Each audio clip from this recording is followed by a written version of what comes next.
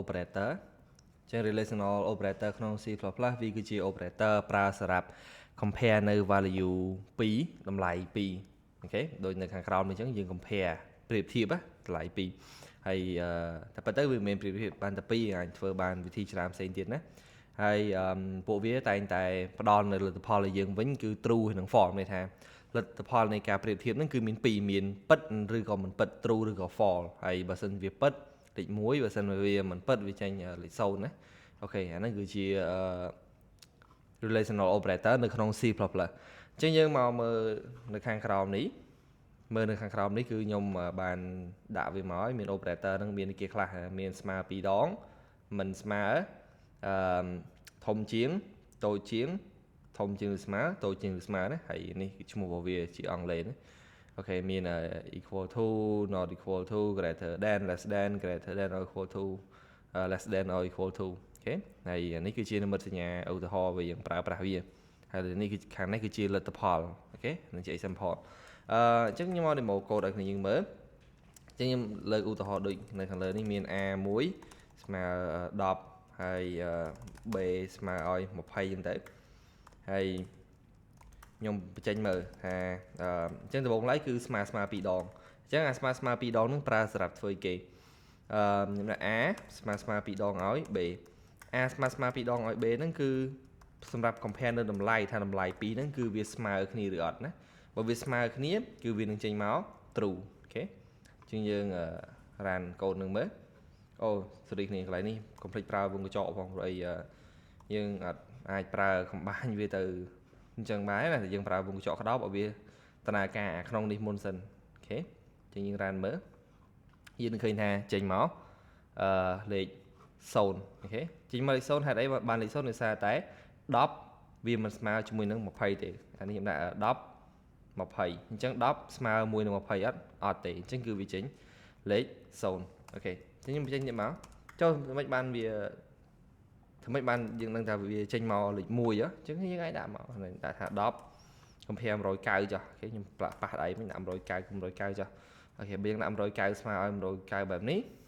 ឈប់ខ្ញុំមើលសិនភ្លេចបិទនេះលុបចោលសិនណាបើយើងដាក់190ស្មើឲ្យ190ចេះគឺវាពិតណា190ស្មើ190អញ្ចឹងតទៅទៀតយើងអាច compare ណា CI មកមិនស្មើអូខេ A មិនស្មើជាមួយនឹង B A មិនស្មើជាមួយនឹង B ប៉ិតអត់គ្នាប៉ិតណាដោយសារ10មិនស្មើជាមួយនឹង20អញ្ចឹងយើងឃើញថាចេញមកលេខ1ណាអូខេអញ្ចឹងតទៀតអាហ្នឹងនិយាយទៅវាផ្ដល់តម្លៃយើងវិញពិតឬក៏មិនពិត CI A ធំជាង B inline មកយើង run ទៅខ្ញុំចេះតែភ្លេចរហូតវិញហើយយើងប្រើវងកញ្ចក់អូខេ10ធំជាង20ពិតអត់គ្នាអត់ទេទៅអត់អូខេអញ្ចឹងលេខចេញលេខ0ហ្នឹងឯងអូខេអញ្ចឹងទៀតគឺ10តូចជាង20 10តូចជាង20ពិត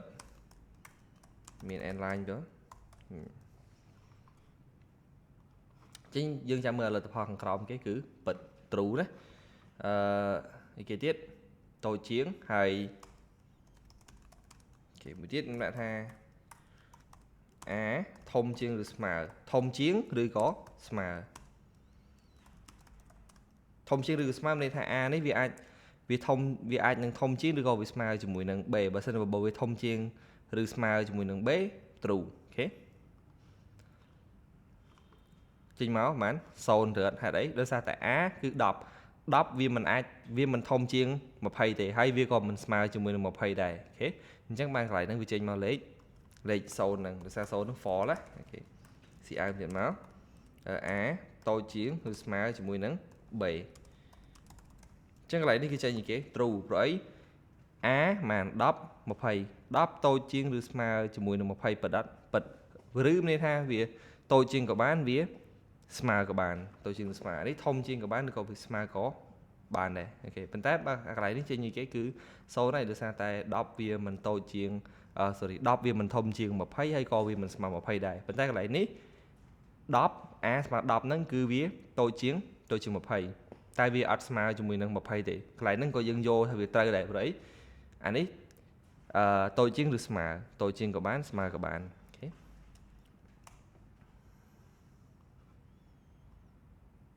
អូខេយល់គ្នា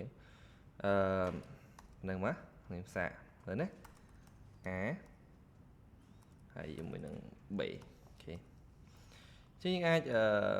មើលតាមនឹងបានអាចតេស្តកូដនឹង demo មើលទៅខ្ញុំ zoom out ឲ្យអានេះគឺជាrelational operator ឯណា